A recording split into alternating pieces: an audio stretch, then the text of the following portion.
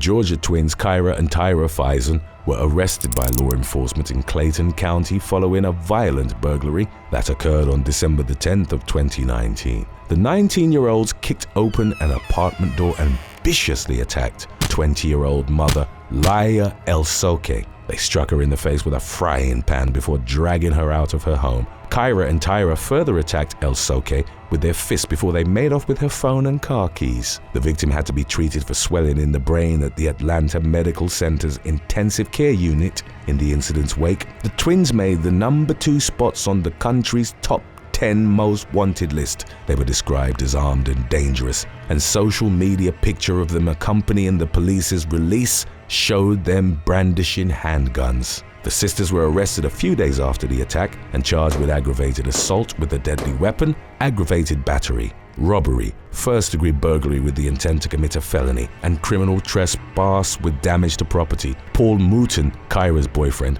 was also arrested in connection with the incident. Updates on the matter indicated that all 3 were being held without bond. Number 28.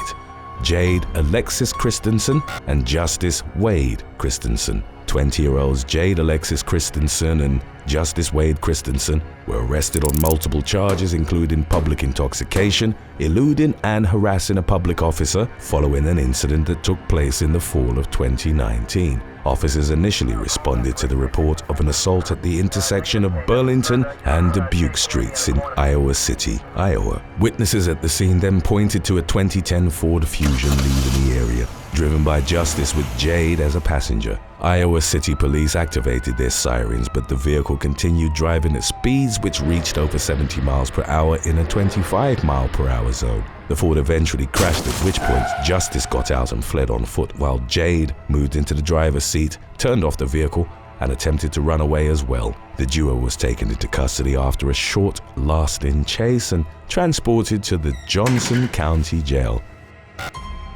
Number 27. Amyra and Nadia Gill. 3 women from the province of Ontario, Canada, were arrested in September of 2023 after pretending to be Inuit to receive various benefits. 25-year-old twins Amyra and Nadia Gill and their 59-year-old mother, Karima Manji, faced 2 counts of fraud each. From October of 2016 to September of 2022, Amyra and Nadia had received money from 2 local groups, the Kakivak Association and the Kikitani Inuit Association. The twins, both graduates of Queen's University in Ontario, also received scholarships awarded by Inspire, a Canadian Indigenous charity, electricity company Hydro One, and Royal Bank of Canada. Manji had claimed that they were adoptive children and identified an Inuk woman as their birth mother. Amyra and Nadia were not only complicit in the deception, but went further in their attempts to profit from it in 2021 by launching an online business selling face masks featuring designs by Indigenous artists. Kitty Noah, the woman named as Amyra and Nadia's birth mother, stated prior to her death in July of 2023 that she wasn't related to them. In Canada, those falsely claiming Indigenous ancestry were colloquially referred to as pretendians. Among the reaction from Inuit groups, one representative wrote, "You've wanted to take our culture away from us. Now you're trying to claim our identity. It's just flabbergasting." The case was initially set to begin in late October of 2023, but after the twins had failed to secure a lawyer, it was adjourned until January of 2024. Number 26.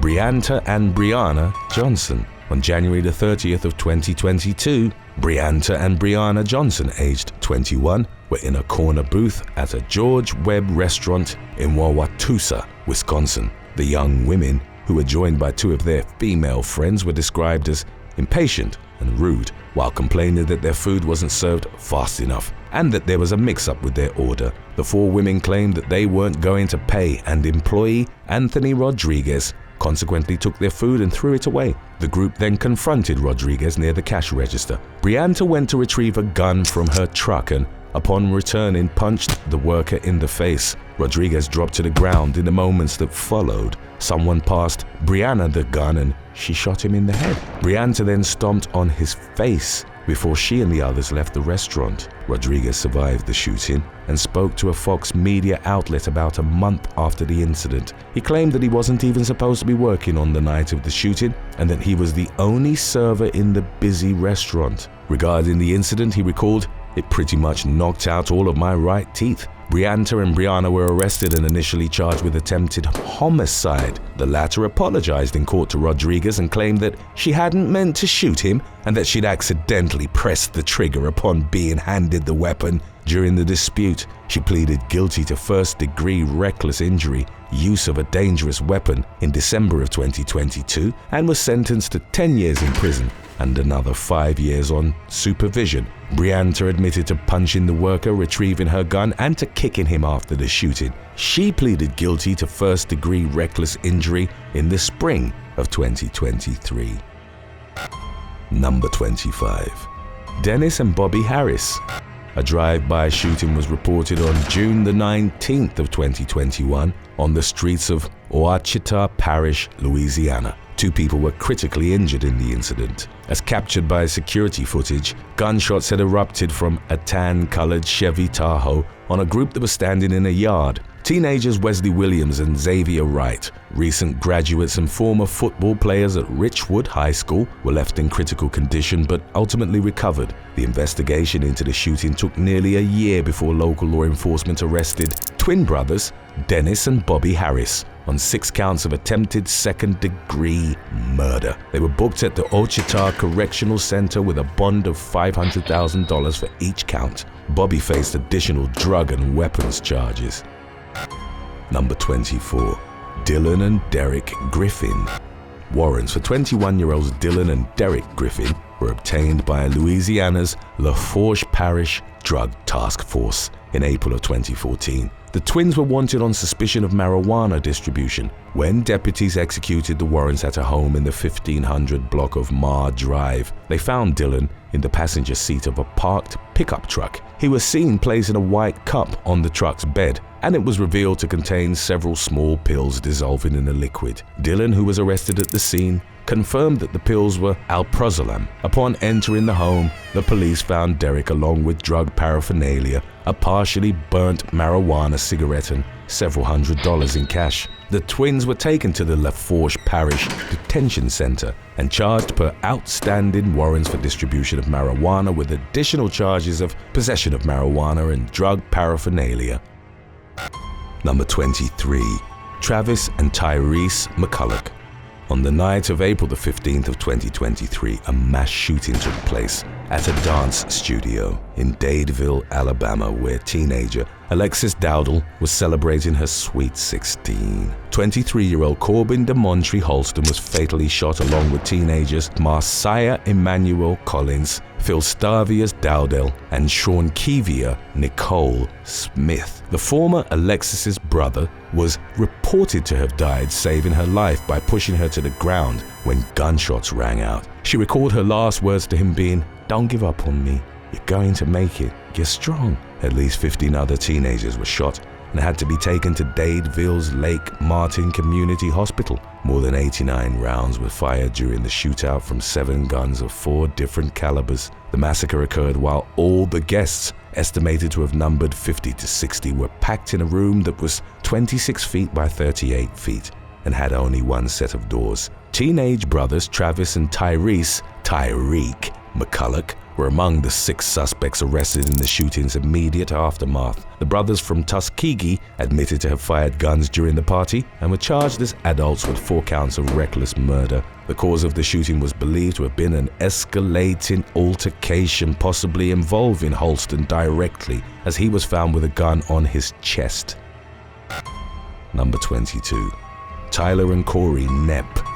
Following a fatal crash in Wisconsin in the fall of 2019, Michigan twins Tyler and Corey NEP, aged 33, were arrested on drug charges by Manitowoc County law enforcement. The incident began on the morning of November the 16th when the authorities responded to reports of the NEPs fighting outside a 2006 Honda Accord on the I-43 northbound off-ramp in Kossuth Township. Before deputies reached the location, the twins got into the Honda and continued northbound on I-43. Corey was behind the wheel when the vehicle abruptly entered the east ditch and rolled over. 29-year-old Emily LaPointe of Iron River, Michigan, was a passenger in the Honda. She was ejected from the vehicle during the crash and pronounced dead at the scene. Corey and Tyler suffered non-life-threatening injuries and were treated at Aurora Bay Care Medical Center in Green Bay. An investigation into the crash was launched, but in the immediate aftermath, the twins were arrested for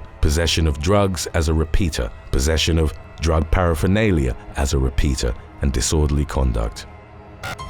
Number 21. Devin and Tevin McGee. On October the 8th of 2021, twin brothers Devin and Tevin McGee entered a home in Port Neches, Jefferson County, Texas, armed with guns. What followed would later be described by Assistant District Attorney Ashley Molfino as a night of sheer horror for the people inside. One of the twins had been in a relationship and had fathered a child with the daughter of the homeowner, 42-year-old Paul Lemoyne. They'd separated about 3 weeks prior to the break-in. There were disputes regarding a piece of property, and one of the brothers threatened Lemoyne, whose daughter was living with him at the time. Upon forcing their way into the home on October the 8th, Devin reportedly instigated Tevin to open fire on the family. The latter shot Lemoyne multiple times with an AR-style .22 caliber weapon. The family's small dog was also harmed. The twins fled but were arrested shortly thereafter, and responding law enforcement found Lemoyne in a bathtub covered in blood.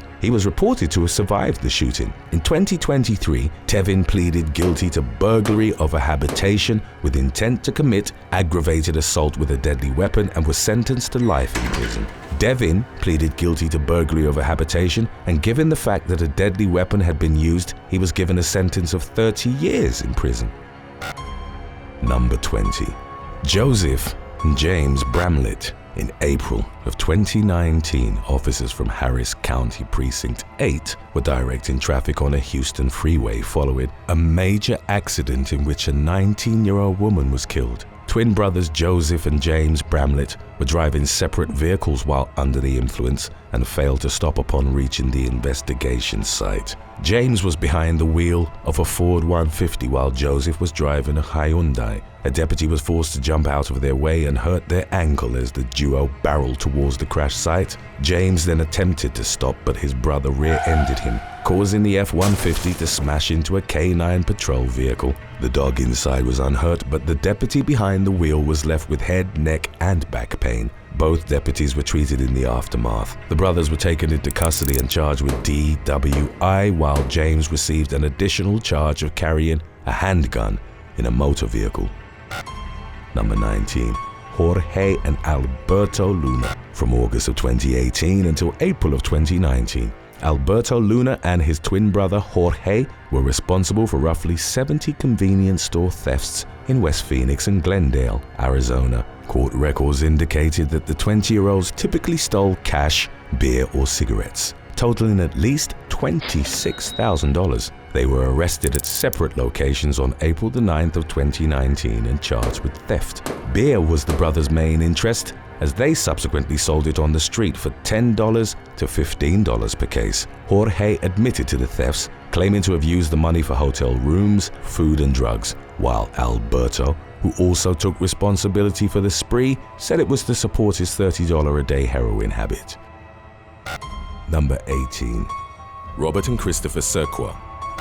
On December the 31st of 2013, twin brothers Robert and Christopher Cirqua were back at their family home in Hampshire, England. The 31-year-olds were in high spirits as they started drinking at the kitchen table. An argument then broke out, but the nature of it is unclear. Texts from Robert to his girlfriend indicated that the brothers were fighting about unspecified events in their past. The two came to blows, at which point Robert stabbed Christopher with a kitchen knife, inflicting a wound that was roughly 7 inches deep. As his brother lay dying, Robert fled the house without stopping to put on his shoes. He went to a New Year's Eve party in Totten, where he continued to drink after switching off his phone. The twins' mother called the emergency services as their father tried to stop Christopher's bleeding. The knife wound, which had resulted in a severed aorta, ultimately proved fatal. Robert was arrested at the party in the early hours of New Year's Day. He was heavily intoxicated and reacted in disbelief when told that he'd killed his twin. He would later try to claim self-defense, arguing that his brother had threatened him with the knife, but the jury returned a guilty verdict, and he was sentenced to a minimum of 13 years in prison. Number 17. Caleb and Daniel Tate. While home from university during their 2015 Christmas break, twin brothers Caleb and Daniel Tate started a bombing spree in the Chester and Lancaster counties of their native Pennsylvania. The 22-year-olds shoplifted materials from local stores and built their improvised explosives out of everyday items such as metal pipes, fuel containers, propane canisters, or propane torch tips. They bombed 5 locations, including a mailbox and several sheds, with at least 2 of the structures belonging to the Amish community. Fortunately, no one was injured in the blasts. For their crimes, the Tate twins were given a sentence of 6 to 23 months in prison, followed by 3 years probation. They were also ordered not to have contact with each other for 5 years. Number 16. O brothers.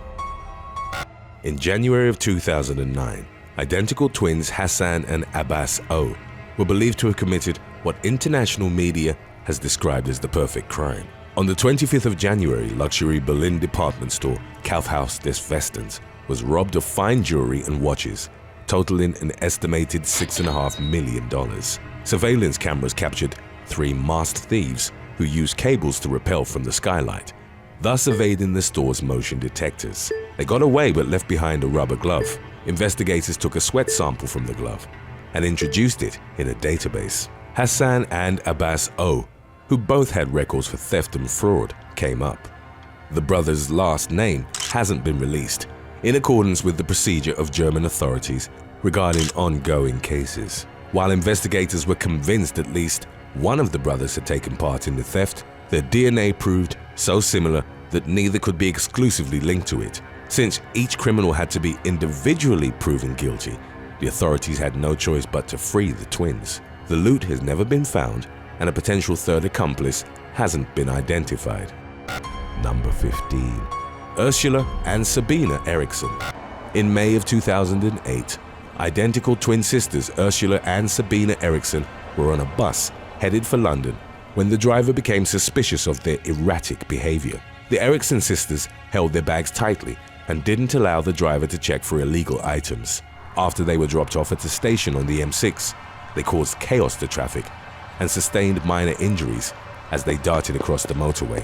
While police officers were trying to assess the situation, Ursula broke free and ran into the side of a truck, which pinned her under its weight, crushing her legs. Sabina followed and was struck head-on by a vehicle traveling at high speed.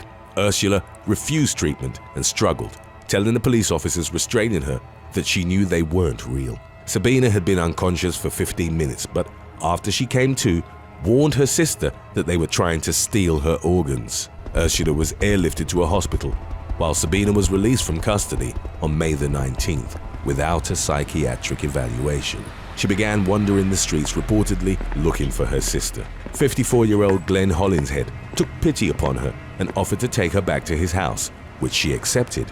One of Hollinshead's friends, also present at the house, claimed that Sabina seemed paranoid. She repeatedly got up to check the windows and wouldn't let the men smoke cigarettes, which she herself had offered them, out of fear they'd been poisoned. The following evening, she stabbed Hollinshead to death with a kitchen knife. Sabina fled the home with a hammer in hand, with which she periodically struck herself in the head. Paramedics chased her down, at which point she jumped off a 40-foot bridge. Sabina shattered both ankles and fractured her skull in the fall. No drugs or alcohol had been involved in the events on the M6 or in the killing of Hollinshead. It was determined that Sabina had been a secondary sufferer of a rare condition called folie à deux, or shared psychosis, initially manifested by her twin sister. She never gave a reason for stabbing Hollinshead, but it was deemed she had a low level of culpability because of her mental state at the time. She was sentenced to 5 years in prison. Number 14. Caitlyn and Sarah Lothrop. In 2014, twin sisters Caitlyn and Sarah Lothrop were arrested for prostitution after advertising their services online. Under the pseudonyms Kerry and Crystal, the 19-year-olds posted revealing photos of themselves, promising to make their clients' dreams come true. They were arrested at a hotel in Raleigh, North Carolina. The Lothrop sisters were charged with aiding and abetting prostitutions as was 27-year-old Michael Lewis, believed to have acted as a procurer for them. On her social media, Caitlyn had previously defended their choices, claiming they were trying to make money legitimately and turn their lives around. Number 13. Jasmia and Tasmia Whitehead. In 2014, identical twins Jasmia Kanisha Whitehead and Tasmia Janisha Whitehead pled guilty to the voluntary manslaughter of their 34-year-old mother, Nikki. The girls were primarily raised by their great-grandmother, and they both became honor roll students. Nikki, who was described as an infrequent presence in their lives, requested custody of them in 2007. 13-year-old Jasmia and Tasmia lashed out against what they saw as their mother's hypocritical attempts to control them. The conflicts with Nikki turned physical, and both teens would make appearances in juvenile court. Custody was transferred back to their great-grandmother, but Nikki regained it on January the 5th of 2010, when Jasmia and Tasmia were 16. The sisters wouldn't accept the decision without protest, but they were ordered by the court to spend a trial period of 2 weeks living with their mother. On January the 13th, the twins reported that they found Nikki dead in the bathroom of her home in Conyers, Georgia. She had been bludgeoned with a vase and stabbed multiple times in what investigators immediately identified as a crime of passion, thus one not likely to have been carried out by a stranger. Bite marks inflicted by their mother during the fight eventually implicated the twins. They were arrested 4 months after the killing, and each was sentenced to 30 years in prison. Number 12. Robert and Stephen Spahalski. Identical twins Robert and Stephen Spahalski were both violent murderers, but they never committed their crimes together. In 1971, when he was only 17, Stephen beat a store owner with a hammer and then stabbed him to death. He would later confess to the killing, claiming that the 48-year-old man had made unwanted advances towards him. After his release, he would return to prison for various offenses, including armed robbery. His brother Robert became a serial killer after his addiction to crack cocaine in the 1990s. His victims included a prostitute, his girlfriend, and a man whom he stabbed to death, mirroring how his twin brother had killed the store owner decades prior. In 2005, Robert turned himself in, consumed by remorse over his fourth documented victim. A few days prior to his surrender, he'd had visions of a female friend turning into a demon while under the influence of drugs. He strangled her to death and hid her body in the basement. For each killing, Robert was sentenced to 25 years in prison, to be served concurrently. Stephen was still incarcerated upon learning that his brother was a serial killer. He was shocked, allegedly claiming, "I thought I was the only murderer in the family." The twins, committing their crimes in separate incidents, renewed conversations within the nature versus nurture debate regarding violent killers. Number 11. Ronald and Reginald Cray. From the late 1950s to 1967, Reginald, Reggie, and Ronald, Ronnie Cray were Britain's most notorious gangsters. In their youth, the twins had both achieved some success as amateur boxers. They turned to crime full-time after being dishonorably discharged from the military. The twins rose to power through armed robbery, arson, hijacking, and protection rackets. They operated a prominent nightclub in London's West End and were part of the cultural revolution known as the Swinging 60s. The Crays became celebrities and associated with lords, socialites, and members of parliament, as well as with famous show business figures.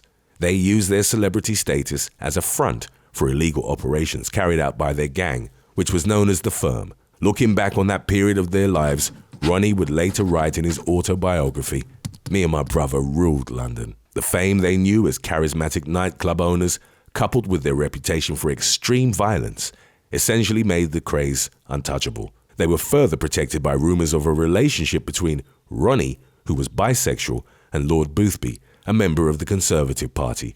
Relations between men were still illegal at the time, and efforts to silence the press regarding the scandal would also limit exposure on the Crays' criminal activities. While a number of assaults and murders they're believed to have committed went undetected, the Crays' operation crumbled after 2 high-profile killings. In 1966, Ronnie executed a rival gang member by shooting him in the head in public view, but no one testified against him out of fear. A year later, Reggie publicly stabbed Jack the Hat McVitie to death. He was part of the Crays gang and had failed to complete a hit. The latter incident turned many within the firm against the twins, as they felt McVitie didn't deserve to die. They were arrested and in 1969 sentenced to life with a minimum of 30 years served.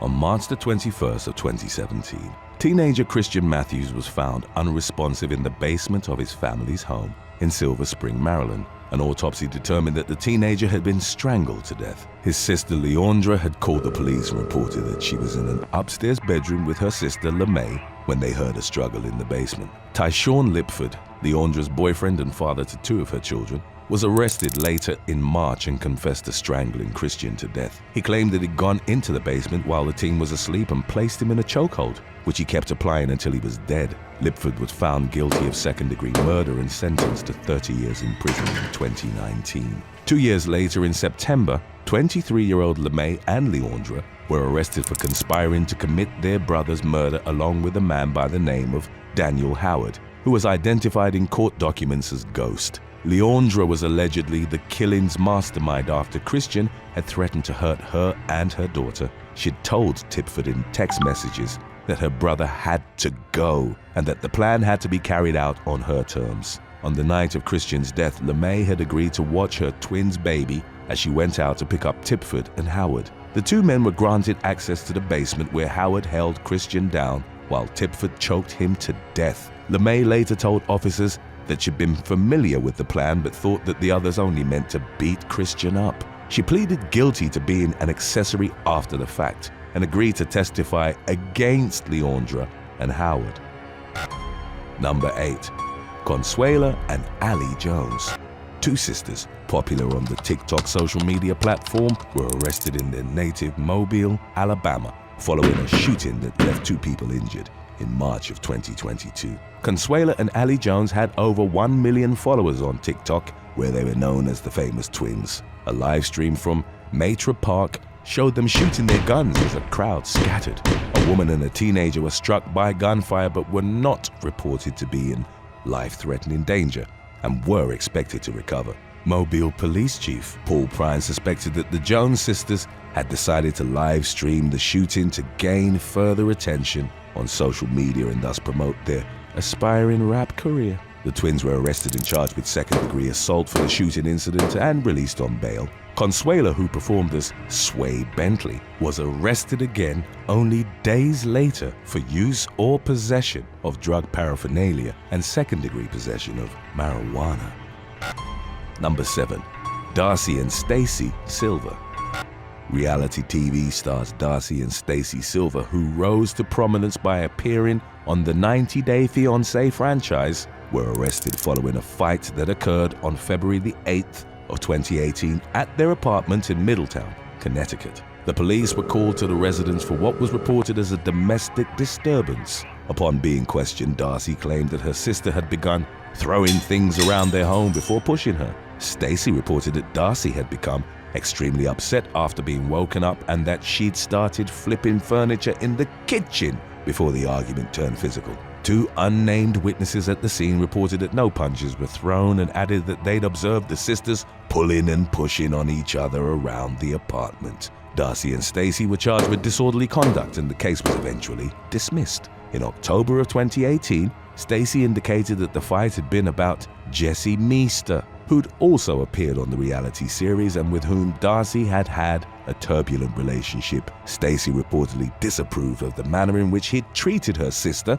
and claimed she'd tried to open her eyes about it. She also indicated that it was a typical sibling disagreement and that they'd made up. The twins went on to have their own show on TLC called Darcy and Stacey, which premiered in August of 2020. Number 6. Alina and Sasha Parker. British twin sisters Alina and Sasha Parker, aged 37, were arrested by law enforcement in Dubai on August the 4th of 2017. Both were at the time employed by a reputable law firm in the Emirates and enjoyed a lavish lifestyle which they shared on social media. Prior to moving to Dubai while they were studying law in London, Alina and Sasha had starred together in several adult films. On August the 4th, they were reportedly inebriated outside of a hotel in the Al Barsha district and paramedics were called to the scene following reports that Alina had injured her hand. Law enforcement also arrived at the scene and while Alina was receiving treatment in the ambulance, Sasha was reportedly shouting outside. One of the Parker sisters then slammed the vehicle's door on a paramedic's hand, but the emergency worker declined to press charges. As tensions escalated, the sisters refused to cooperate with local law enforcement and were taken into custody. At the police station, they were left alone in the car with a 23-year-old female officer. In the absence of her colleagues, the latter was allegedly wrestled to the ground by the twins and assaulted, even though she maintained to have not provoked them in any fashion. The Parker sisters were also reported to have uttered insults to Arab women during the attack. They were arrested while the policewoman was transported to a hospital with non-life-threatening injuries. At a subsequent hearing, the twins vigorously maintained their innocence and denied charges of resisting arrest, physical assault, and making insults. Alina and Sasha claimed they'd actually been the victims of mistreatment by Dubai police, but were eventually sentenced to 6 months in jail. Number 5. Sophie and Katie Wood. On February the 2nd of 2020, twin sisters Sophie and Katie Wood were on a night out in England's Manchester city centre at around 2 a.m. As they walked in the direction of Deansgate station to get a cab home, Sophie bumped into a group of women. One of them told Sophie to watch where she was going, prompting her to suddenly and brutally attack her. She punched the other woman repeatedly as Katie joined the melee, parts of which were captured on bystander cell phone footage. The 21-year-old twin sisters were seen dragging their victims by the hair, while also kicking and punching them. One woman said to Katie during the fight, "You hit my friends for no reason," to which she responded by striking her multiple times. Katie at one point removed her high-heeled shoe and used it as a weapon, delivering further blows to her head. 4 women were left with injuries to their arms, legs, and faces as a result of the twins' relentless pummeling. A car arrived to pick them up, and it was subsequently tracked down by the police. In the trunk, officers found a shoe with strands of hair and blood on the straps. Sophie and Katie were arrested, but ultimately avoided jail time for the attack, as a judge took into account their lack of priors and that the incident had seemed wholly out of character. They pleaded guilty to 1 count of assault occasioning actual bodily harm and 1 count of affray. They were sentenced to 6 months imprisonment, suspended for 12 months, and ordered to perform community services as well as to undergo rehabilitation activities. Number 4. Michael and James Remelius.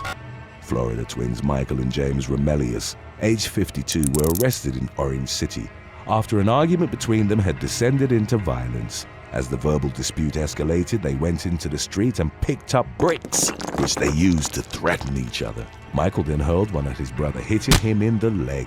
James retaliated with a brick of his own, which struck Michael in the eye. The latter was shown with a bruise in his mugshot after he and his brother were arrested on charges of aggravated battery with a deadly weapon.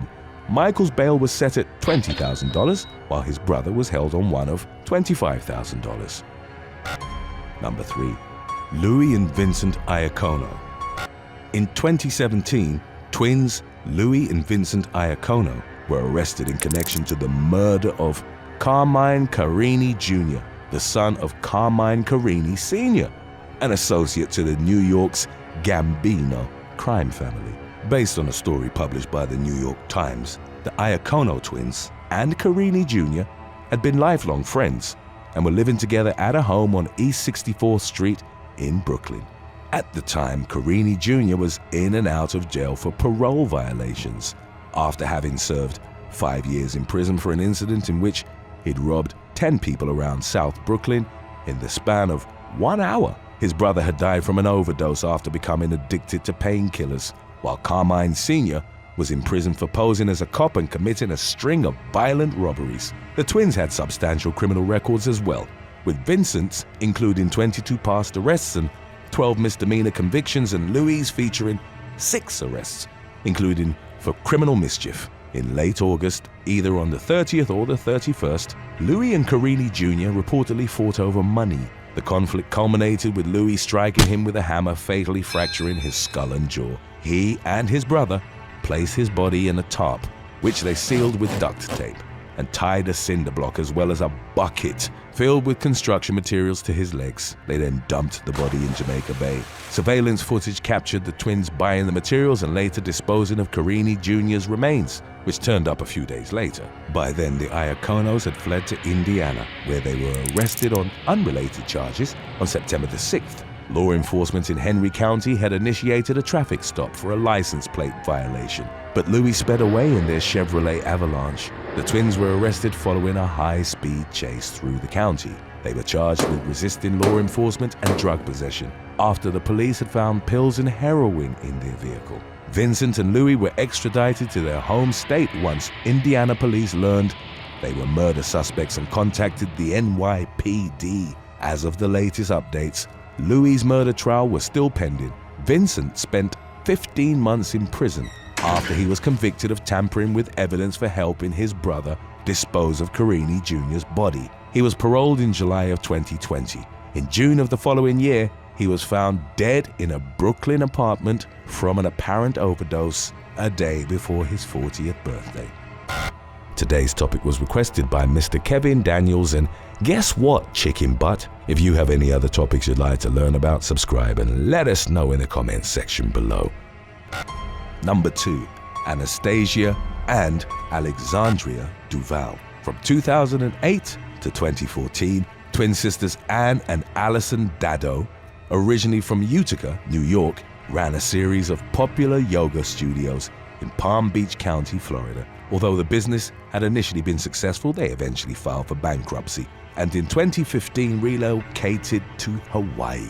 Anne and Allison changed their names and reinvented themselves as Anastasia and Alexandria Duval. A Florida chef who dated the former for half a year prior to the move would later report that on several occasions he'd witnessed explosive fights between the sisters. The altercations would occur without warning and often in public places. One factor in the conflicts, as described by the former boyfriend, was Alexandria being jealous of her sister who always got the guy. On May the 29th of 2016, the 38-year-olds were in an SUV traveling down the Oceanside Hana Highway in Maui. Witnesses would later report seeing an intense physical struggle occur in the vehicle. The driver, Alexandria, then accelerated and took a sharp left turn. The SUV slammed into a rock wall and then went off the cliff, plunging roughly 200 feet to the rocky shoreline below. Anastasia was pronounced dead at the scene, while Alexandria was taken to a hospital in critical condition. She survived and was subsequently charged with her sister's second-degree murder, with prosecutors claiming she'd intentionally driven off the cliff. In 2018, she forewent a trial by jury and opted to have a Hawaii circuit judge decide the case. He found her not guilty. The key piece of exculpatory evidence came in the form of pieces of hair found in Anastasia's hand. It was determined that her violently pulling on Alexandria's hair had caused her to lose control of the SUV. We will be lining up our third compilation about toxic family relationships for those of you who feel like doing some They Will Kill You binging today. Stick around, you won't regret it. Number 1. Christopher and William Cormier. On September the 13th of 2012, a journalist from Pensacola, Florida, was reported missing after he'd failed to show up for lunch with a friend, who subsequently called him repeatedly before finding that his home was empty. Prior to 30-year-old Sean Dugas's disappearance, twins Christopher and William Cormier had visited him from Georgia and had invited them to stay at his home. The brothers, then 31 years old, were Dugas's childhood friends who'd bonded with him over a shared interest in the fantasy card game Magic: The Gathering. Later on in September, the twins pulled up to their father's home in Winder, Georgia, with a U-hauler and explained that the things inside were friends. A foul odor emanated from the vehicle, which they claimed came from the friend's dog that had died on the way from Pensacola. They buried the remains in their father's backyard. Pensacola police then determined that William had been the last person to see Dugas prior to his disappearance and called his father asking for him on October the 8th. Law enforcement examined the man's backyard and under a slab of freshly poured concrete found a storage container with Dugas's decomposing remains. After the twins were arrested, Christopher spoke to the police and placed the blame on his brother. He claimed that he'd seen William chase Dugas and strike him in the back of the head. William was subsequently captured on surveillance footage buying a tarpon storage container from a local Walmart. The twins then took Dugas's rare fantasy card collection, valued at around $100,000, and sold it for about a fifth of its worth. At his trial, William maintained that he'd done as instructed by his brother and claimed he had no idea Dugas was dead, insisting he thought they were selling his belongings to settle his debts. Ultimately, William was found guilty of first-degree murder and sentenced to life in prison without the possibility of parole. Christopher pleaded no contest to robbery and being an accessory to murder, for which he was given concurrent 15-year sentences. Number 7. Eric Charles Maund. During a traffic stop conducted in Austin, Texas in December of 2021, businessman Eric Charles Maund was arrested and charged on multiple counts, including conspiracy to commit kidnapping, resulting in death. 46-year-old Maund was a married man and grandson to the founder of the Maund Automotive Group, based in Austin, a prestigious business where he was also a partner. He'd allegedly been having an affair with 33-year-old Holly Williams. Emails between them suggested they'd sometimes meet up when he visited Nashville, Tennessee, and it's believed they'd seen each other in February of 2020. Then in March, Maund started receiving messages from 36-year-old William Lanway, a man with romantic ties to Williams, who threatened to reveal the affair lest he was paid for his silence. On March the 12th, Lanway and Williams were found dead in the former's Acura sedan at a Nashville construction site. The vehicle had crashed into a tree after veering down an embankment, and both occupants had been shot multiple times. 3 military operatives who'd moved into the private security sector were identified as suspects in the double murder. Gilad Piled, aged 47, was reported as a former member of the Israeli Defense Forces who owned a company called Spare Tip Security, specializing in responding to extortion demands. Working in conjunction with former U.S. Marines Byron Brockway and Adam Carey, aged 46 and 30 respectively, they'd allegedly kidnapped, then executed Williams and Lanway. Evidence relating to communication and financial transfers revealed that Maund had paid them over $750,000 to do so. He'd even left Speartip a glowing review online under his real name. All 4 men were arrested with FBI involvement in several states, and the case is ongoing. Number 6. Barb Raber. In June of 2009, a brutal murder sent shockwaves through an Amish community in Apple Creek, Ohio. On June the 2nd, someone had broken into the home shared by Eli Weaver, his 30-year-old wife Barbara, and their 5 children. As Barbara lay in her bed, the intruder shot her through the heart, killing her. Eli, then aged 29, had a solid alibi, as he'd been fishing with friends. He would, however, eventually be proven to have masterminded the murder. Eli had been leading a double life through the online persona Amish Stud, creating profiles in which he posted shirtless photos of himself. A number of women were attracted by his purported lack of experience with the world outside the Amish community and supposed unfamiliarity with technology. Eli had multiple affairs and eventually manipulated one of his mistresses, 39-year-old Barb Raber, into killing his wife. The woman, a married mother of 3, had been raised Amish and was working as a taxi lady, driving members of the community to places where a horse and buggy couldn't take them. She and Eli had had relations on multiple occasions, including in the barn where the funeral for the man's wife would eventually be held. Investigators found messages exchanged between her and Eli from late May to early June, discussing the various ways in which the killing could be carried out. Poison was proposed by Eli, as was blowing up the house. When Raber asked about his children while discussing the latter, Eli reportedly replied, "The kids will go to heaven because they're innocent." Investigators would later find hundreds of internet searches made by Raber regarding poison before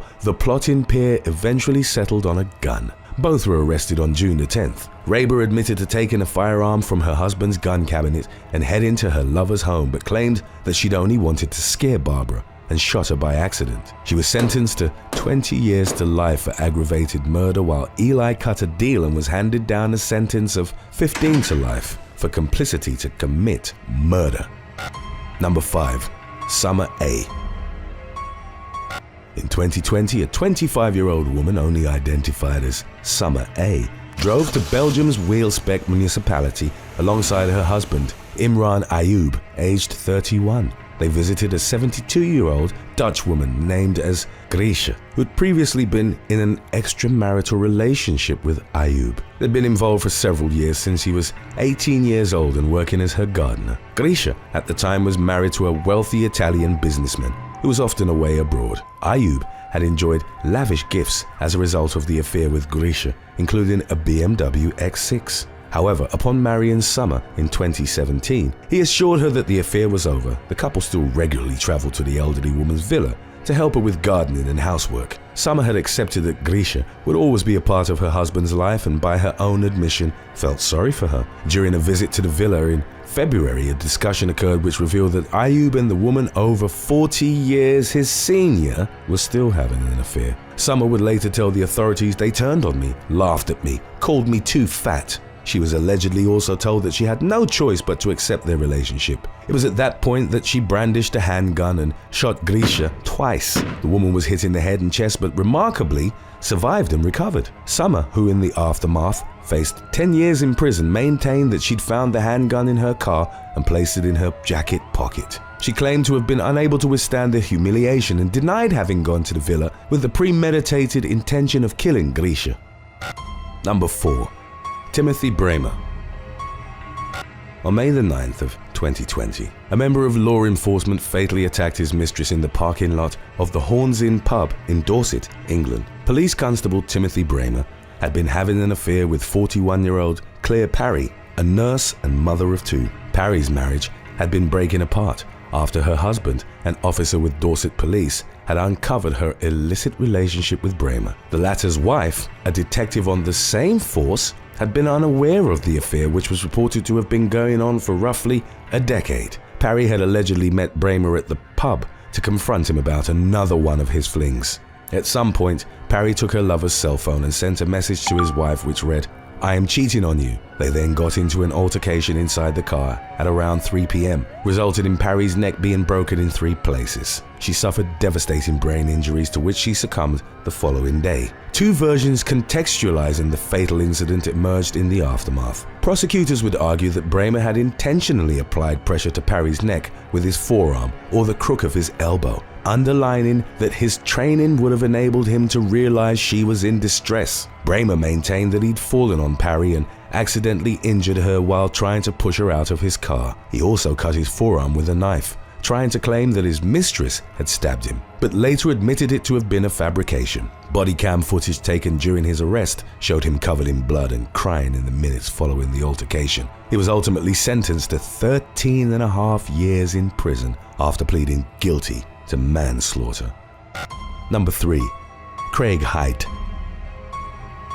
On August the 25th of 2008, in the middle of the night, an intruder broke into the home of 59-year-old Philip Haidt in Springfield, Georgia. Philip and his son, 32-year-old Carey, were both fatally shot in the head. The intruder also tried to execute Philip's wife, Linda, but she turned away at the last moment and survived, with disfiguring scars after being shot through the left side of her face. The intruder began dousing the house in gasoline, but upon hearing Linda call 911, fled the property. When she was interviewed by the authorities, Carey's wife and the mother of his 3 children, Robin, admitted that she'd been having an affair with his brother, Craig, since April of that year. As the self-professed black sheep of the family, Craig had distanced himself from the successful realty and development business. The avid hunter lived in a mountain cabin, hadn't settled down, and as prosecutors would later argue, secretly wanted the life that his brother had. After Carey and the family uncovered the affair, there was a falling out.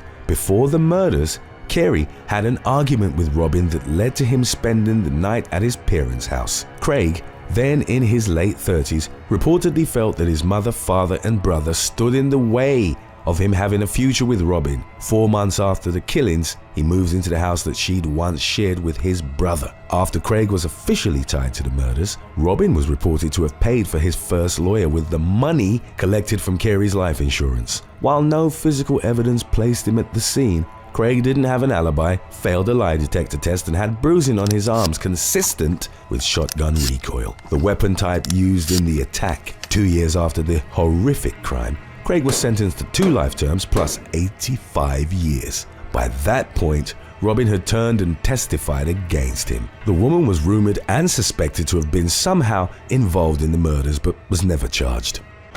Number 2. David Clark. On New Year's Eve 2017, David Clark, aged 49, stabbed his wife to death at their home in Stoke Prior, Worcestershire, England. On the night, the couple had been drinking heavily at a friend's home before returning to their residence. Leading up to the killing, 44-year-old Melanie had reportedly teased and taunted David. Her remarks towards his failings as a partner had included often repeated comments about the size of his manhood, which she reportedly knew was a complex of his. The culmination of the fight that had ensued at their home was Melanie admitting to having had an affair with 31-year-old Katie Bastians, an Australian journalist and daughter to one of David's long-time friends. After plunging a kitchen knife through Melanie's chest, David called the authorities and confessed by saying, "I've killed my wife. She did my head in." He was arrested in his bloodied pajamas and begged the officers to kill him upon their arrival. Melanie, who'd been married to David for about 10 years, was survived by 4 children from a previous relationship. David, whose defense alleged that he'd suffered a loss of control, was sentenced to life in prison with a minimum of 15 years served. Number 1. Yvonne Schmidt and Birgit Koning. In 2015, a German man was kidnapped, tortured, and left for dead following a planned attack that had been orchestrated by his ex-wife and his mistress. The victim, only identified as Thomas L., was taken from a Berlin truck stop by 4 unnamed men. He was stripped naked, bound with gaffer tape, and blindfolded prior to being thrown in the back of a refrigerated van. The assailants took him to a remote forest where they brutally beat him up.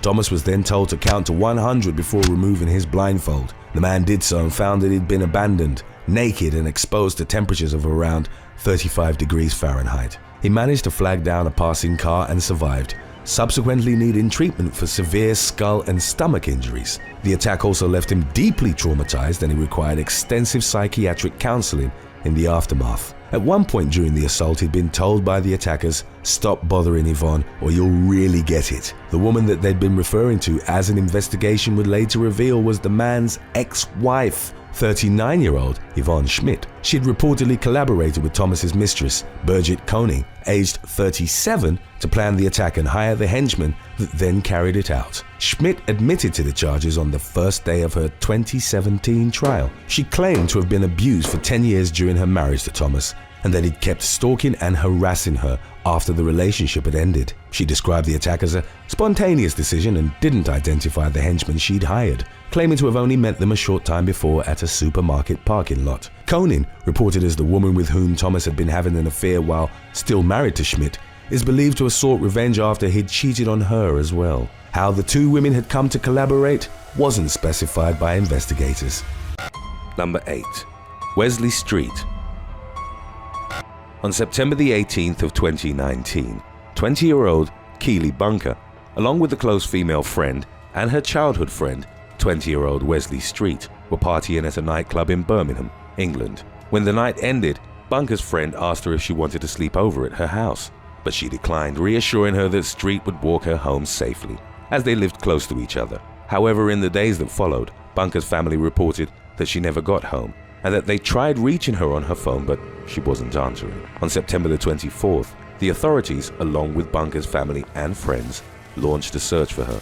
Within a few hours, her uncle Jason Brown found her dead body lying face down in a woodland pool of water in Wigginton Park, Tamworth. Street was the last person to have seen Bunker alive, so he was called in for questioning. He had told her friends and family that he had walked the young woman up to a telephone box near her home and maintained she was alive when they separated. However, after checking CCTV, police found his story to have been a fabrication. After being confronted with the evidence, Street alleged that he and Bunker had started flirting with each other during their walk and that they'd engaged in intercourse in Wigginton Park. He then admitted to having strangled her during the act, accidentally killing her. During the investigations, Street changed his story several times. The police ultimately concluded that he'd abused and murdered Keely Bunker before trying to hide her body with vegetation. He was sentenced to life in prison in August 2020 after also being found guilty of a series of other assaults dating back to 2015. Number 7. Sydney Cole. 19-year-old Sydney Cole was arrested in Magaluf, Spain on April the 15th of 2019 after attacking her friend, 23-year-old Sarah Ann Garrity, with a glass. The 2 British female soldiers had been vacationing in Palma de Mallorca, and they were sharing a hotel room with another colleague, Deborah Ferguson. The three of them were at a nightclub and had been on a 14-hour drinking binge when an argument broke out between Cole and Ferguson. Trying to appease the conflict, Garrity intervened between them, and that is when Cole slashed her throat with a glass. Garrity lost 4 pints of blood that night, but survived, thanks to a rugby player who was at the scene. He helped contain the bleeding until the paramedics arrived and took her to the nearest hospital. Garrity also suffered a collapsed lung after the attack, and she spent 24 hours in intensive care. Despite her ordeal, she refused to press charges against Cole at the time, as she felt sorry for her, so the attacker was quickly released. However, a year later, Sydney Cole was called to face a Spanish court after the British Army refused to suspend her activity and allowed her to continue serving alongside her victim. The trial is ongoing, and Cole could be convicted of attempted homicide, which comes with a maximum penalty of 15 years in jail. Number 6. Sam Donnelly.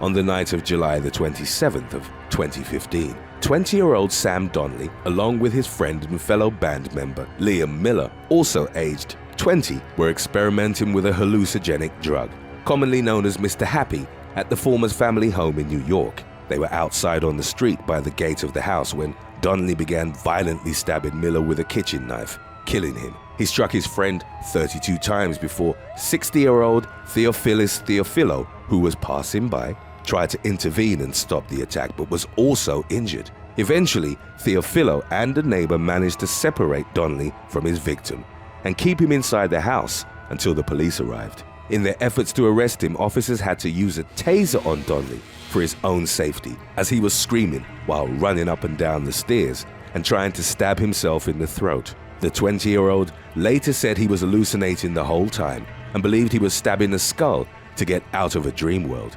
He deeply regretted killing Miller, his best friend, whom he adored. He was initially charged with murder, but the prosecution changed the charge to manslaughter after psychiatrists and toxicologists attested to the dangerous effects of the drug. Number 5. Shay Hawkins. On June the 16th of 2020, 26-year-old Shay Hawkins and his friend Sean Cook, also aged 26, were playing video games together at the former's home in Palm Harbor, Florida. Hawkins showed Cook a Colt M4 rifle that he'd been customizing and pointed it at him jokingly. Right away, Cook casually asked his friend if he was going to shoot him, and instead of replying, Hawkins pulled the trigger. A bullet fatally struck Cook in the chest, much to Hawkins' shock, as he'd thought the rifle was unloaded. He immediately called for help, and first responders transported Cook to the hospital, but efforts to revive him proved fruitless. He was pronounced dead about an hour after the incident. 3 days later, on June the 19th, Hawkins was arrested and admitted to pulling the trigger on his friend. He was released from jail after posting a bail of $10,000. Number 4. Jesse Kaczewski. On October the 3rd of 2018, 37-year-old Jesse Kaczewski called 911 to report her friend was unconscious and not breathing at her home in Wisconsin. The authorities didn't release the second woman's name. At the scene, police found her lying on a recliner with crushed medication on her chest and on a plate nearby. As investigators suspected an overdose, Kaczewski told them her friend had been having thoughts of self-harm because she was ill and sick of being sick.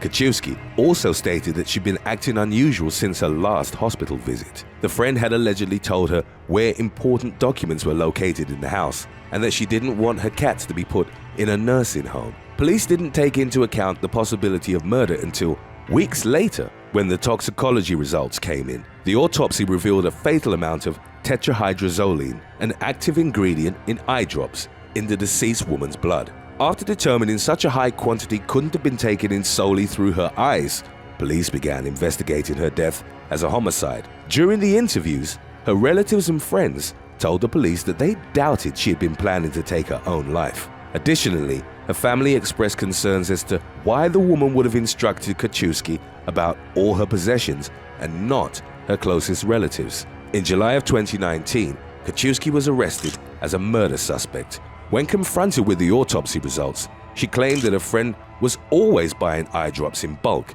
and drinking them with vodka. At first, she denied having any involvement in the woman's death, however, she later changed her story and stated that a friend had asked her for a water bottle in which she'd previously mixed 6 bottles of eye drop solution. Kachewski thus admitted assisting her in committing suicide but denied killing her and subsequently staging the scene. During the investigation, the authorities also discovered Kachewski had transferred more than $290,000 of her friend's money into her account and that she was in control of her estate.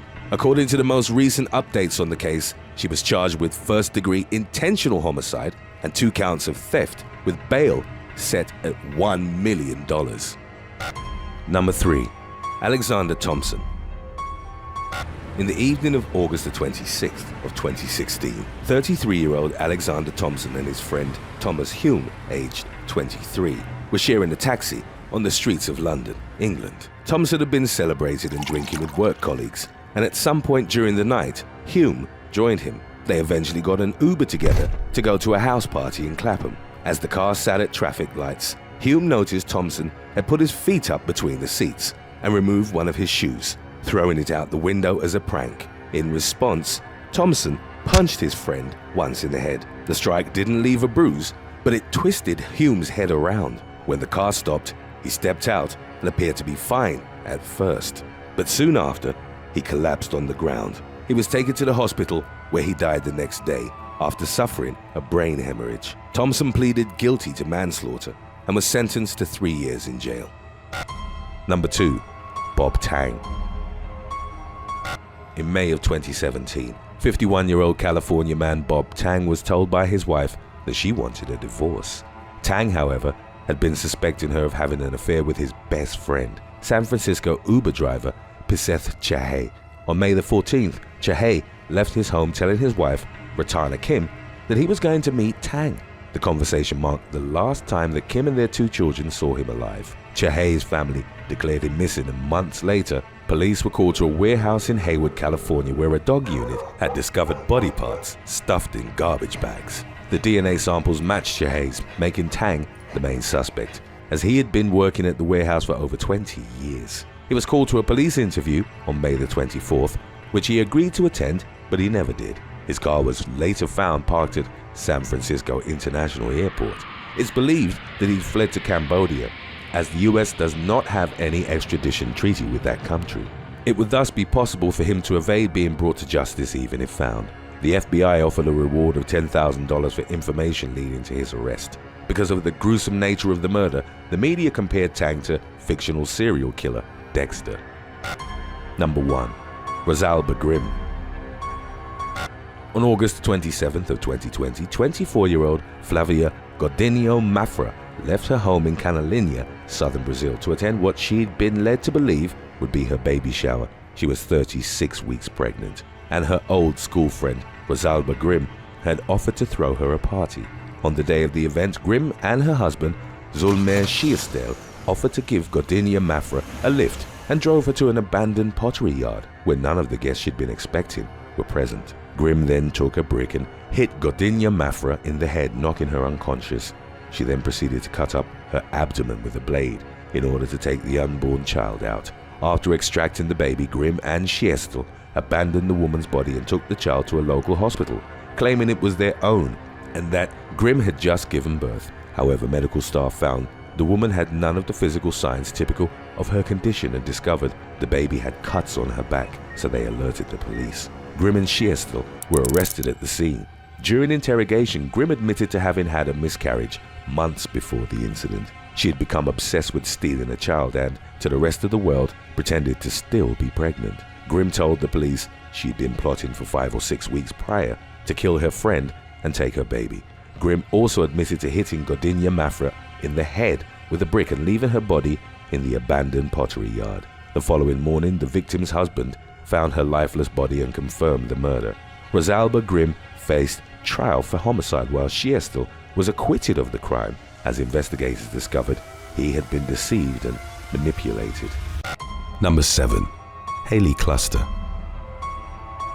In a video posted to TikTok in November of 2021, an Arizona woman revealed how she'd learned that her husband of 6 years had fathered her best friend's child. The mother of 4, who who was referenced under the pseudonym Haley Cluster by many media outlets, made the shocking discovery after noticing a distinct birthmark on the baby's neck. As told in her video, Cluster had been asked to attend the delivery by her best friend and accepted the invitation. She drove the pregnant woman to the hospital and wore the wristband traditionally given to the fathers of the newborns. Cluster even claimed to have given the child her first bath. It wasn't until a few days later that the woman uncovered that it was her own husband who'd helped conceive her best friend's baby. Cluster shared in her TikTok soliloquy that she'd noticed an odd protuberance on the child's neck while she was changing her.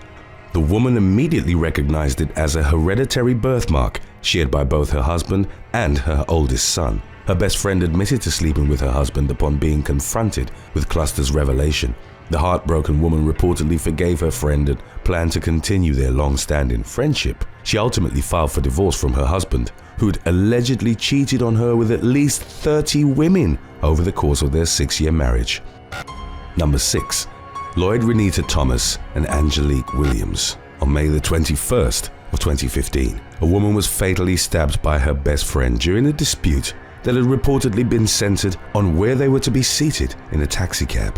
The two individuals involved were aspiring model and mother of one, Lloyd Renita Thomas, and her best friend of 5 years, Angelique Williams. The women, who were described as inseparable by those familiar with their friendship, shared an apartment in Georgetown, Guyana. Thomas and Williams had traveled with some other acquaintances to the Aracari Resort in West Demerara.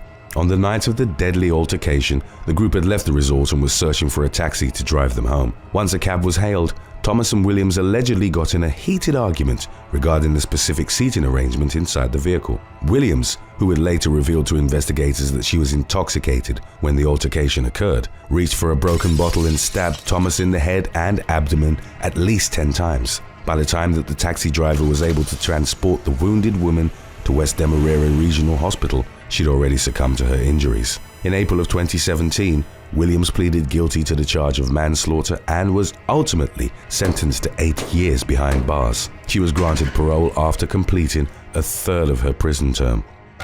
Number 5. Tyler Ricks and Dwayne White.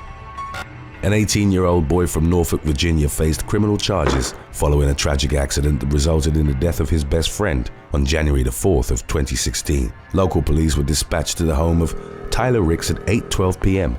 after being alerted to reports of shots fired. Upon arriving at the scene, officers discovered that Dwayne White, aged 15, had suffered a critical gunshot wound.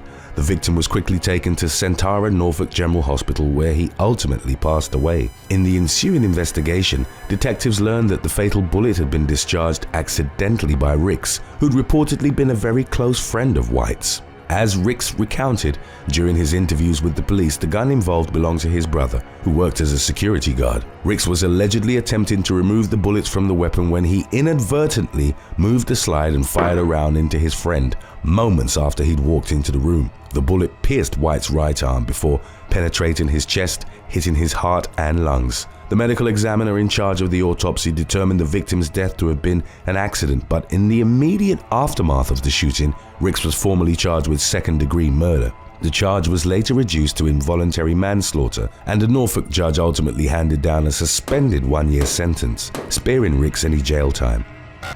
Number 4. Lauren Walsh and Kelsey Gillink. A 22-year-old woman was accused of stabbing her best friend with a kitchen knife during a seemingly random outburst on April the 14th of 2021. Lauren Walsh, a resident of Liverpool, England, had met the victim, Kelsey Gillink, at the nursery where the two women worked. Gillink at one point described Walsh as her sister and claimed the two were practically joined at the hip. The deadly incident took place at Gillink's residence in Old Swan, after the young woman had reported her debit card as stolen to the authorities. What the mother of one didn't know was Walsh herself had swiped the card and used it to spend nearly $200. While the two women were chatting in the kitchen, Walsh allegedly grabbed hold of a knife. She subsequently confronted Gillink, claiming she'd been responsible for the death of her grandmother, who was actually still alive at the time. Walsh then relentlessly stabbed the homeowner at least 17 times. Gillink's partner, Wesley Pemberton, attempted to intervene, but Walsh stabbed him 3 times as well. The assailant then fled the scene barefoot and convinced the van driver that she was the one to have been attacked. While the motorist was driving her to the police station, Walsh abruptly jumped out of the vehicle after announcing she was going to take her own life. She was later remanded into custody and admitted to investigators that she'd stabbed the victims, both of whom survived the brutal and unexpected attack. In December of 2021, Walsh was found guilty on 2 counts of attempted murder. Number 3. Mary Conye and Naomi Oni. A London woman was jailed for throwing sulfuric acid in her childhood friend's face on December 30th of 2012.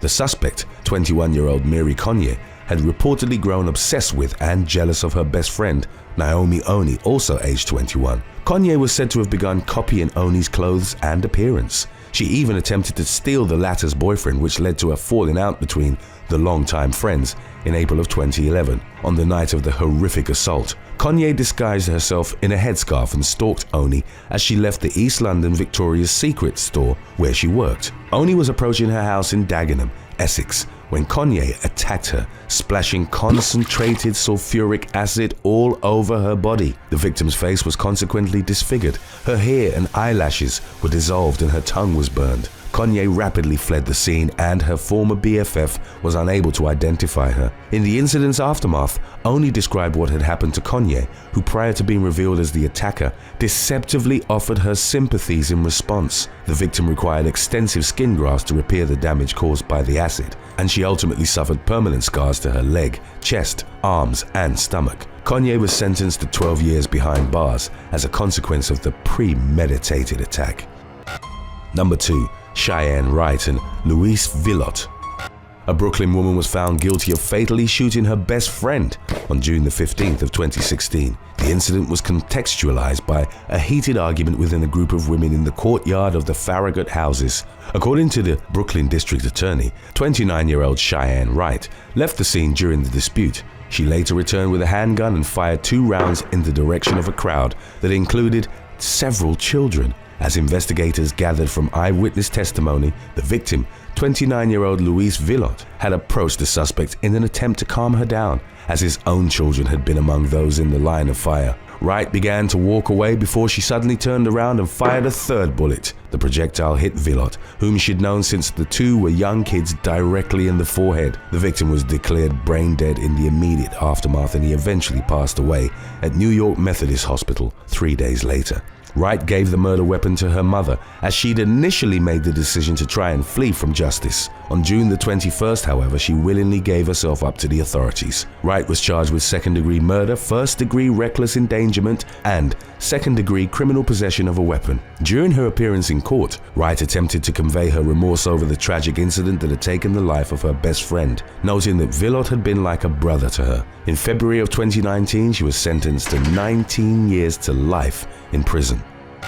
Number 1. Anel Baez and Erandi Gutierrez. A teenage girl carried out the vicious murder of her best friend in March of 2014 after making death threats against the victim on social media. The 2 friends involved in the tragic incident were 16-year-olds Anel Baez and Erandi Gutierrez, both of whom lived in the city of Gamuchil in western Mexico. The pair reportedly fell out after Baez had uploaded revealing photographs of them to her Facebook profile. According to Mexican news outlets, Gutierrez then began posting threatening messages on Twitter, warning her former best friend that she'd be lucky to survive until the end of the year. On March the 19th of 2014, Baez invited Gutierrez to her home in an attempt to reconcile with a girl she'd previously referred to as her sister. Upon arriving at the residence, Gutierrez requested to use the restroom. It was only meant to be a distraction, as the teen actually went to Baez's kitchen to grab a knife, which she then used to stab her unsuspecting victim a total of 65 times. Gutierrez then fled the scene, leaving Baez to die in a pool of her own blood. She attempted to cover her tracks by participating in the grieving process along with the rest of Baez's friends and loved ones. She was ultimately tracked down by investigators and arrested while she was attending her victim's funeral. In accordance with Mexican law, due to her age, Gutierrez was unable to be charged as an adult. She was therefore tried as a minor and sentenced to 7 years in prison. In September of 2017, she was granted an early release, having only served 3 years of her term. Number 7. Chisako Kakei.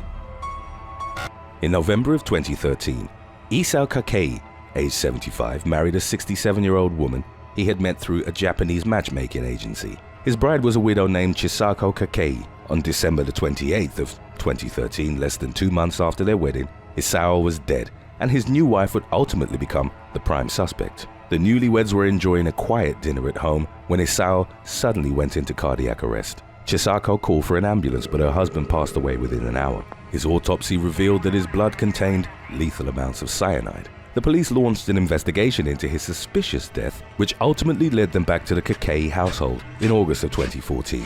Investigators found a plastic bag with traces of cyanide buried within the soil of a potted plant that had been discarded. Chisako was arrested and interrogated over the course of several months. She finally confessed to poisoning Isao, as well as 3 other men with whom she'd been romantically involved. Authorities suspected that she'd been behind at least 7 other killings, dated all the way back to 1994. Insurance payouts that Chisako had collected from her various lovers totaled $7 million. Number 6. Brittany Stubbs. 58-year-old Keith Stengel of Cape Coral, Florida, was misled into believing he was meeting up with an escort on September the 19th of 2013. In reality, he was walking directly into a trap sprung by Brittany Stubbs, aged 18. She had posed as an escort on Craigslist and subsequently corresponded with Stengel, making plans for them to rendezvous at the Sienna at Vista Lake Apartments in Fort Myers. When Stengel arrived, he was accosted by Stubbs and 2 men, later identified as brothers Nehemiah and Jarrell Neal, aged 18 and 20 respectively. They attempted to rob Stengel, but when he fought back, they shot him and fled the scene. Officers arrived to find Stengel in critical condition. He would later pass away at Lee Memorial Hospital. Investigators found traces of the culprit's DNA at the crime scene, and all 3 were arrested. They were each charged with first-degree murder and attempted robbery with a firearm. Number 5. Amber Hillbilin.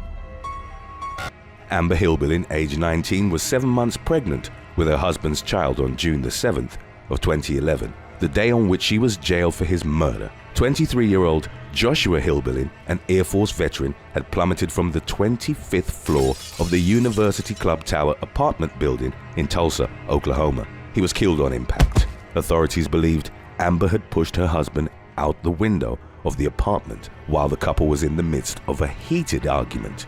The Hillbilins had a long history of domestic violence claims, with each spouse's family contending that the other was responsible for the abuse. According to Joshua's father, he wanted to divorce Amber prior to his death. On March the 18th of 2013, Amber was convicted of second-degree murder and sent to prison with a sentence of 25 years. She consistently maintained her innocence, claiming that her husband had attacked her and she was only acting in self-defense when she pushed him. Following her conviction, she took part in multiple high-profile television interviews from prison, including appearances on The Dr. Phil Show and Dateline NBC. In October of 2016, Amber was found dead in her jail cell. Number 4. Yana Nagiova Nekashova.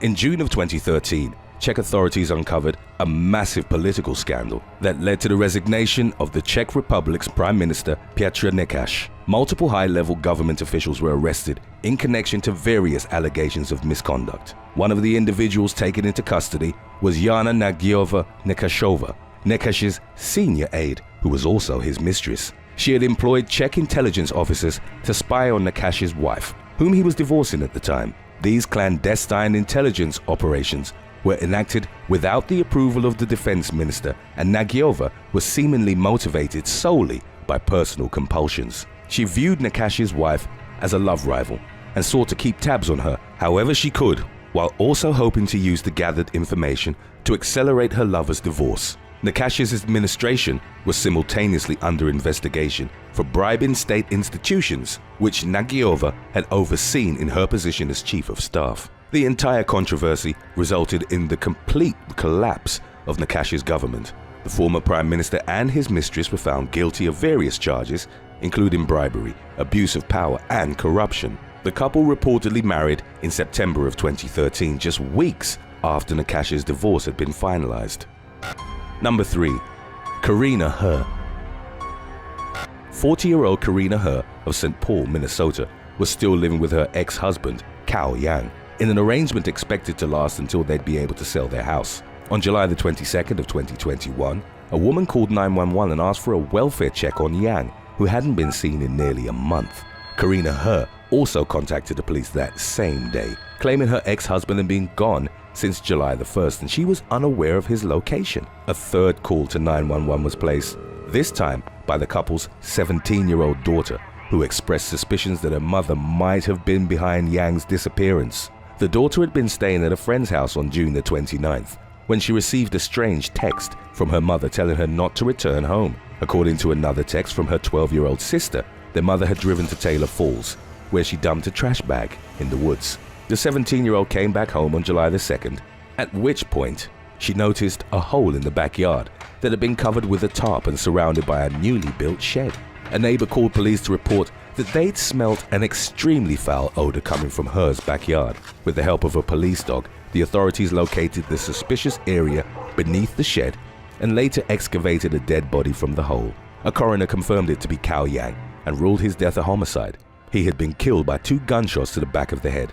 It was later discovered that blood had been splattered over in multiple rooms throughout the house. He was arrested and charged with second-degree murder. Number 2. Michelle Linehan. Kent Lepink, a 36-year-old Alaskan fisherman, met his fiancée, Michelle Linehan, at an adult entertainment club called the Great Alaskan Bush Company in Anchorage. Linehan was a dancer at the establishment, and in 1994 the two sparked up a relationship. By 1996, the couple was engaged, even though Linehan was romantically involved with another man called John Carlin as well. The three all lived in the same house for several months, and Lepink began to suspect that Linehan and Carlin planned to harm him in some way. In May of 1996, his fears came to fruition when they lured him to a secluded mining community in Hope, Alaska. His body was later found there with 3 gunshot wounds. Linehan and Carlin killed Lepink with the intention of collecting the $1 million from his life insurance. The former exotic dancer had gotten the idea from the 1994 film titled The Last Seduction. Linehan's plan bore an uncanny resemblance to the movie's plot, so much so that the prosecutors would later request to show the film during her trial. The killer couple never received the insurance money they sought. Lepink's suspicions had compelled him to change the beneficiary of his insurance policy from Linehan to his parents just a few days before he was murdered. He had also sent a chilling letter to his parents about how he thought his fiancée might be plotting something nefarious. In spite of the letter, investigators had insufficient evidence to charge Linehan with the crime. It would take another decade for that situation to change. Linehan had started a new life for herself in Olympia, Washington. She earned a degree in psychology and married a doctor, with whom she had a daughter. In 2005, authorities received new evidence in the form of testimony from Carlin's son, who was underage at the time of the killing and couldn't be questioned. He provided a damning account of how his father returned home with a firearm and cleaned it with bleach as Linehan watched. Both Carlin and Linehan were convicted of Lepink's murder and imprisoned. Carlin was killed by another inmate in 2008, but Linehan was able to successfully appeal her conviction in 2011. She was subsequently released and opened up a laser hair removal practice in Tacoma. Number 1. Robin Lindholm. In December of 2013, the body of 54-year-old Wayne Amy was found discarded in between 2 boulders in Mount Korong, a hiking trail in Victoria, Australia. He had suffered multiple fractured ribs, 4 stab wounds to his chest, and additional lacerations to his head. The authorities soon focused their investigation on Amy's ex-girlfriend, a 41-year-old former exotic dancer by the name of Robin Lindholm. The couple were due in court over a property dispute around the same time Amy was found dead. Lindholm wanted sole control over the farm she shared with her ex-boyfriend, and to that end orchestrated his death. She employed the services of 2 co-conspirators, John Anthony Ryan and Torsten Trebert, who was another of her lovers. The 2 men were found guilty of Amy's murder in June of 2015, not long after Lindholm herself pleaded guilty to the crime. According to Trebert's account of the events, Lindholm had manipulated them to take part in the killing, and she was responsible for masterminding the whole operation. She and Trebert reportedly made love not far from the spot where they just dumped Amy's body. 2 other men had previously denied Lindholm's request to take part in the murder with her. In 2019, Lindholm was brought to trial over the death of another one of her ex-partners, a man named George Templeton, who had gone missing back in 2005. His case had been left unresolved until investigators discovered that Lindholm was behind his demise as well. She had manipulated none other than Wayne Amy to carry out Templeton's murder for her. Lindholm apparently bragged about killing Templeton to multiple fellow inmates while behind bars. One prisoner recounted that Lindholm said she'd slit Templeton's throat while they were having intercourse. Lindholm is currently serving out her sentences in Deer Park and won't be eligible for parole until 2044. Simone and Stephen Granger had been a couple since high school and shared a daughter and son, but their relationship was tumultuous. They had only just recently moved in together to a quiet neighborhood in Reading, England, when Stephen decided to end things permanently. Struggling with financial troubles caused in no small measure by an increasingly expensive drug problem, Stephen resolved a fight between them on November the 4th of 2017 by hitting Simone over the head with a saucepan and strangling her. He later allegedly came down to find her body cold, so he rolled her up in a carpet before leaving. Simone was found by her concerned cousin, who unlocked the door to see her feet poking out of the end of the carpet. Stephen was later arrested and admitted to killing Simone, but denied a murder charge due to self-defense. He claimed she'd come downstairs in the middle of the night and started an argument, at one point wielding scissors. After 4 hours of deliberation, due to lack of intent, a jury found him not guilty of murder and gave him a lesser sentence of manslaughter. Number 6. Christy Manzanares. In July of 2017, in celebration of their 18th wedding anniversary, Christy and Kenneth Manzanares booked a family vacation on the Emerald Princess cruise ship. On the second night, as the rest of the ship's passengers waited for the cruise's murder mystery event to begin, the duo got into an argument in their cabin. When Christy asked Kenneth for a divorce and told him to go back to Utah, the argument became so heated that they ushered their 2 daughters into a relative's room. From there, they watched in horror as their dad repeatedly punched their mum. Christy's family immediately called security, but they were too late. She couldn't be resuscitated and was pronounced dead at the scene. Her death was ruled a homicide, and Kenneth was arrested in an Alaskan port the next day. He pled guilty to second-degree murder and was sentenced to 30 years in prison. In July of 2019, 2 years after the murder, Kenneth was found unresponsive in his cell. Number 5. David Evans. Pastor David Evans was shot to death as he slept beside his wife, Christy, in their Ada, Oklahoma home in March of 2021. The police were called just past 1 a.m. by Christy, who reported that an intruder had broken into their home and shot her husband. However, her story soon began to unravel. David had only just returned from a mission trip to Mexico, yet neighbors had seen a white Mustang pull up in front of the house days before he came back. As soon as detectives questioned her further, she broke and confessed that she and David had had intimate relations on multiple occasions with a 26-year-old by the name of Khalil Damie Square, and that she'd continued to have an affair with him behind her husband's back. She told her lover that David was verbally abusive to her and urged Square to kill him for her. While David was away in Mexico, Christy provided Square with one of his guns and left all the doors unlocked the night he returned. After being shot in his bed with his own gun, David never even made it to the hospital. Christy and Square were both arrested and charged with first-degree murder. Number 4. Victoria Cilliers. Over Easter weekend 2015, Victoria Cilliers was skydiving at the Army Parachute Association when both her main and reserve parachutes failed. As she plummeted from over 4,000 feet in the air, the crash should have killed her. Miraculously, she landed in a freshly plowed field and survived. Cilliers still sustained spinal injuries as well as fractures to her collarbone, pelvis, and several ribs. She was a highly experienced parachutist with 2,600 successful jumps. In the aftermath, her equipment was examined and found to have been tampered with. An investigation into the incident led back to Victoria's husband, Emil, who was also in the army as a sergeant. It turned out that, along with harboring significant debt, he had been sleeping with multiple other women and had hoped to use Victoria's life insurance to run away with one of his lovers. Emil had also unsuccessfully tried to kill her just days before the jump. Evidence was found that he had deliberately loosened a gas valve in their home, in the process endangering their 2 young children as well. Victoria revealed at his trial that, unbeknownst to him, she had already cut Emil from her will before the incident, and he wouldn't have seen any money. He was sentenced to life in prison for attempted murder and endangering his children. Number 3. Savannah Pascal. In April of 2020, Trent Pascal went on the run from authorities after his wife Savannah was found murdered in their home from a gunshot wound to her torso. After fleeing the scene, Trent, who was 18 years her senior, posted a disturbing video to YouTube in which he apologized to their daughter. Despite confessing to the murder, he went on to blame his younger wife for his actions because he was convinced she was cheating, citing that he had told her not to mess with his emotions. He asked, "Why me?" before complaining that his hair was a mess. The video lasted 4 minutes before it was interrupted by what was assumed to have been the police. The confrontation resulted in a shootout from which Trent was mildly injured and taken into custody. By the time he had recovered in the hospital, he was able to post his $550,000 bond and was released on the grounds that he would wear an ankle monitor.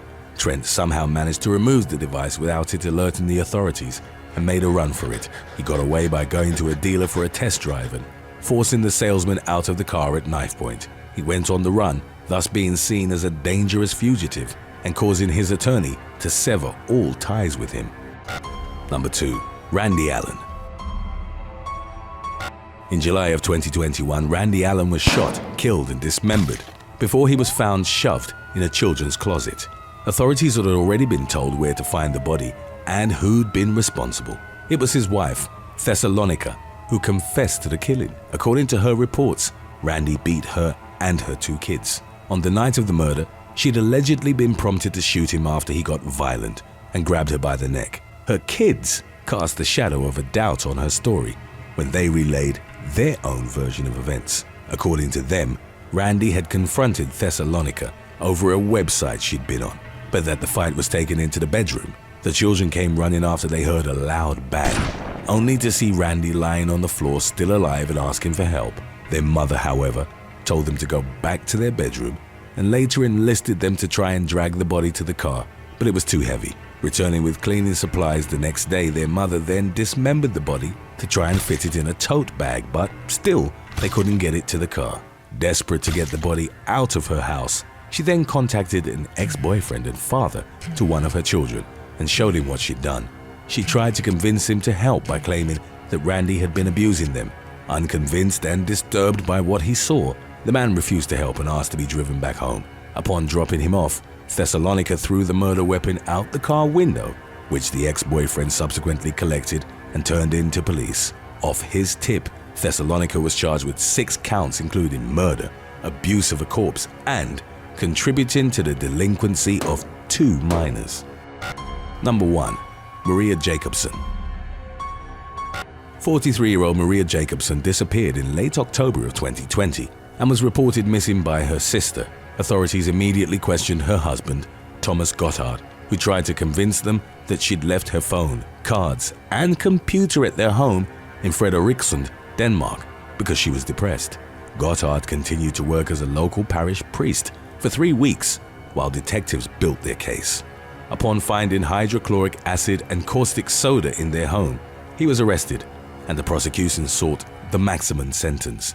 Gotthard maintained his innocence for as long as possible. However, he eventually admitted that along with marital issues, he was having a love affair and was worried about the fallout of a divorce. Using inspiration from the TV show Breaking Bad, the priest had tried to dissolve his wife's body in a barrel of acid.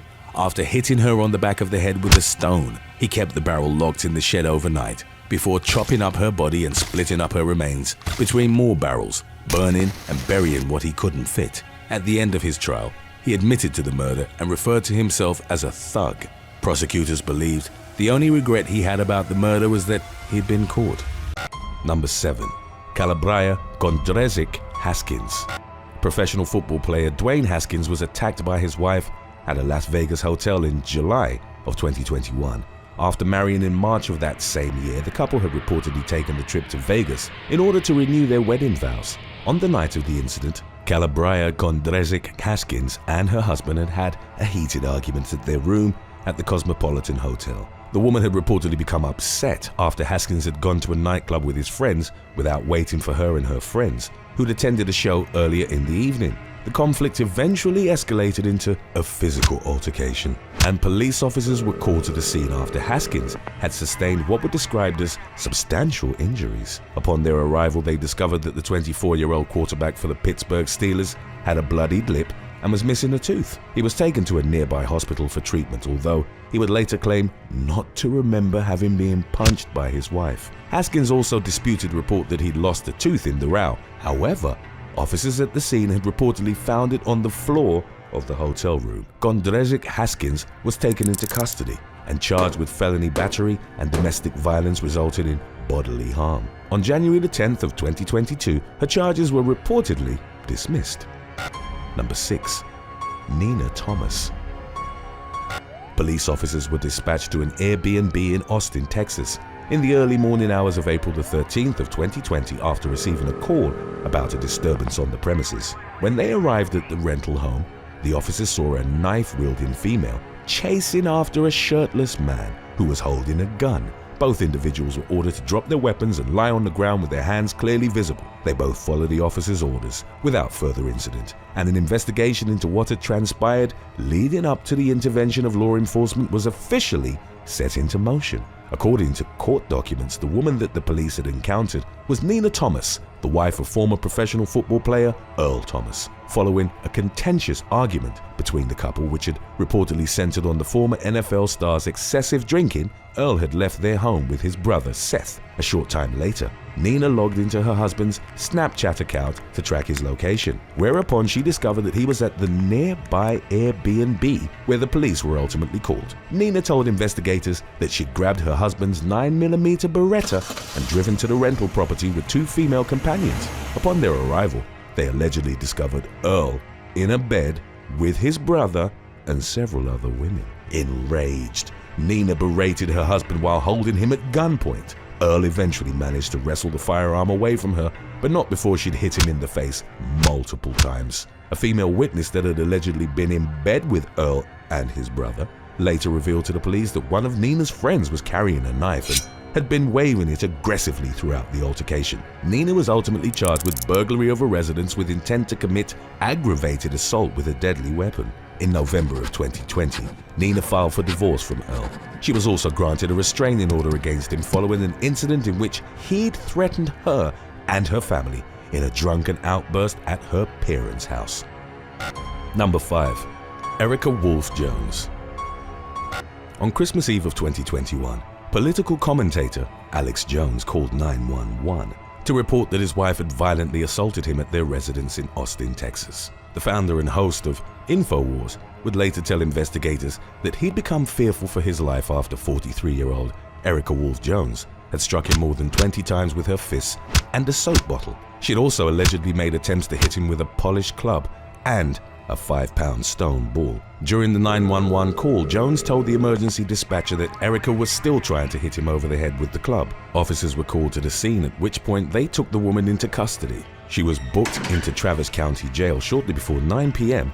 on December the 24th. While the couple was giving their child a bath on the night of the altercation, they'd reportedly gotten into an argument regarding Erica's suspicion that Jones was cheating on her, and the physical altercation erupted soon after that. The responding officers had reportedly noted the distinct smell of alcohol on Erica's breath. However, her husband attributed her violent outburst to an imbalance in her prescription medication rather than to her intoxication. Erica was ultimately charged with causing bodily injury to a family member and resisting arrest. Number 4. Bobby Brown. In an autobiography published in 2017, American singer Bobby Brown expressed his belief that his marriage to renowned singer and actress Whitney Houston had been ill-fated from the start. The couple had reportedly met while attending the Soul Train Awards in 1989, and they married 3 years later in a ceremony held at Houston's New Jersey mansion. Brown would later claim that his wife had introduced him to cocaine shortly before their marriage, and that he'd even stumbled upon her partaking in the illegal drug on their wedding day. Shortly thereafter, Brown himself reportedly developed a cocaine addiction, which gradually worsened throughout the 1990s. Houston would later file for legal separation from her husband and eventually divorced him in 2007. Over the course of their widely publicized tumultuous relationship, Brown was arrested several times, including in connection to a domestic violence incident in which he'd allegedly struck Houston in the face. Police officers at the scene reported that she had a visible bruise on her left cheek and a cut inside her upper lip. Following their divorce, Houston publicly stated that Brown had been abusive towards her on multiple occasions throughout their marriage. Number 3. Krista Glover. Three-time PGA Tour winner Lucas Glover was the victim of a domestic violence incident involving his wife in May of 2018. The resulting arrest report indicated that Krista Glover had attacked her husband and mother-in-law at a rental home in Ponte Vedra, Florida, where they'd been staying during the 2018 Players' Championship. Local sheriff's deputies arrived at the scene at around 8:30 p.m.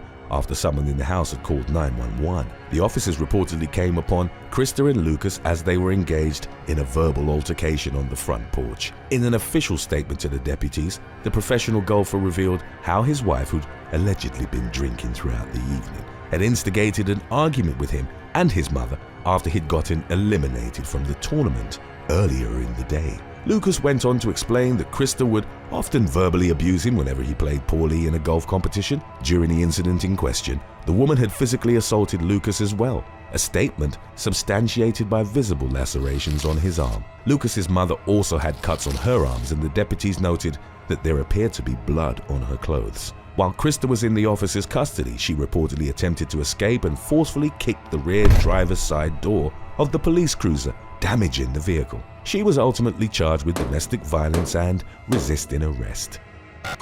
Number 2. Emma Coronel Aispuro. On February the 22nd of 2021, law enforcement officers descended on Dulles International Airport near Washington, D.C., where they arrested the wife of the infamous Mexican drug lord known as El Chapo. 31-year-old Emma Coronel Aispuro was subsequently charged with conspiracy to distribute cocaine, methamphetamine, heroin, and marijuana in the United States. Her arrest occurred following a federal investigation into her connection to her husband's international drug trafficking ring. Prosecutors alleged that Aispuro had been intimately involved with El Chapo's criminal activity while he served as the head of the Sinaloa cartel. She'd reportedly grown up with knowledge of the drug trafficking operations, as both her father and brother had been cartel members themselves. Federal investigators claimed that Aispuro had facilitated the transfer of messages between El Chapo and his lieutenants while he was incarcerated at the Altiplano prison in Mexico. The FBI further alleged that Aispuro had been a key element in her husband's 2015 escape from Altiplano. A criminal complaint against the woman detailed how she'd organized the construction of an underground tunnel that was subsequently used by El Chapo to flee from the detention facility. The tunnel reportedly stretched from a hole beneath the prison shower all the way to a plot of land roughly a mile away. In her interviews with investigators, Aispuro claimed to have had no connection or intimate knowledge of the Sinaloa cartel and her husband's illicitly obtained freedom. The charges leveled against her carried a maximum penalty of life in prison and a $10 million fine. She ultimately entered a plea deal for federal drug trafficking charges and in November of 2021 was sentenced to 3 years in prison in the US. Number 1. Kenneth Petty. In October of 2019, hip-hop artist Nicki Minaj announced that she'd married a childhood friend of hers named Kenneth Zoo Petty. The news of their relationship was met with some controversy due to the fact that Petty had been convicted of abducting and abusing a teenage girl in September of 1994. Court records detailed how the man had forcefully taken high school student Jennifer Huff to a house located near her bus stop, where he assaulted her at knife point. Petty consequently spent 4 years behind bars. In March of 2020, he was arrested once more for his failure to report his previous convictions to the state of California, where he and Minaj resided at the time. In September of 2021, the 43-year-old pleaded guilty to the new charges during a virtual hearing with the U.S. District Court for the Central District of California.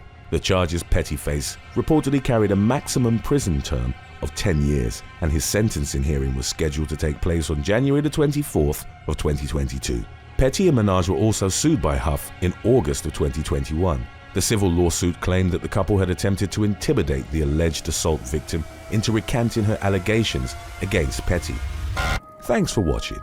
Would you rather marry your celebrity crush or get $5 million wired to your bank account? Let us know in the comments section below.